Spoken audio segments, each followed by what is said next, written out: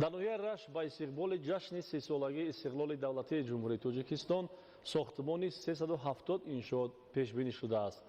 аз шумораи давоми солҳои 2018-2020 зиёда аз 220 иншооти таъиноти гуногун мавриди баҳрабардорӣ қарор дода шуда, дар иншооти боқимонда корҳои сохтмонӣ идома дорад. гузориши Эдигули Маҳмуд аз ноҳияи рашт.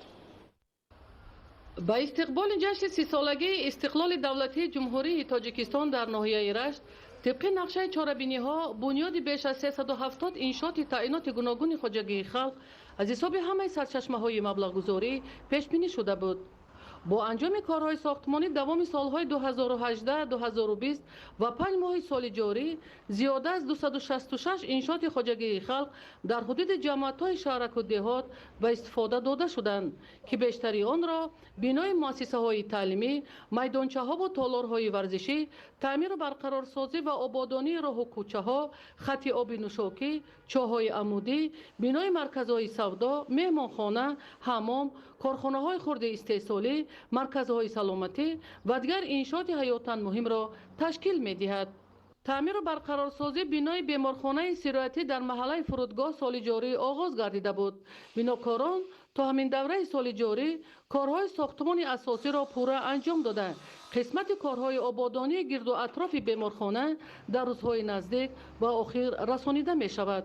ساختمان بازار سیاریان در محله سریپول جماعت شهرک غرب از حساب صاحبکاران وطنی در عرفه جشن 30 سالگی استقلال دولتی جمهوری تاجیکستان با تمام شرایط‌های ضروری به استفاده داده می شوند. بازار در شفاف شورای ماشینگرد بین المللی بنیاد شده ایستاده است. این است که با بنیاد بازار و مهمانخانه همزمان نقطه فروش سوزشواری، تعمیر تکنیکا و دیگر نقطه‌های خدمت رسانی به فعالیت شروع کردند. زیرا سالهای آخر با زیاد شدن اهالی کوهستان طلبات به چنین انشاءات زمانوی و مالهای نیاز مردم افزوده ایستاده است. از همه مهم به استفاده دادن بازار زمانوی در ناحیه رشت شرایط فراهم می‌آورد تا صدها نفر شهروندان صاحب جای کاری شوند. کارهای ساختمانی در 104 انشاءات باقی مانده از روی نقشه جریان داشته.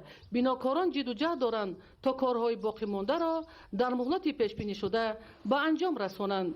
ایدگولی محمود، دادرجان میرزازاده برای برنامه اخبار از ناحیه رشت.